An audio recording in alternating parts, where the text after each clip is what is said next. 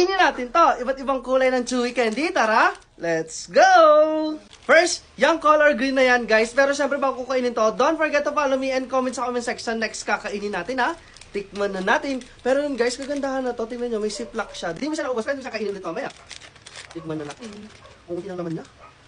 Ah, yun, bilog din. Ang asim. Tama masarap siya, ha? Next naman, yung color pink na yan. At eto yun, guys.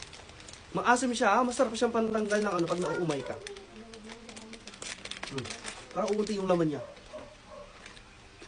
Parang mas maasim tong pink. Next naman, color purple! Ayun, sumama na si Amory na inggit siya. Tikman na. Tikman na natin tong color purple.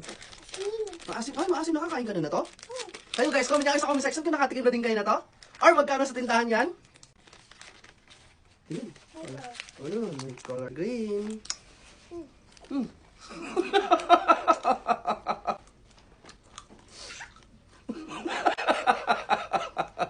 Masarap? Next naman, yung color? Blue! Tikman na natin, guys. Masim siya. Wow.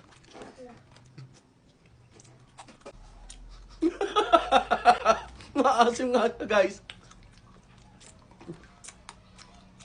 Like, follow, comment, and share. Bye-bye!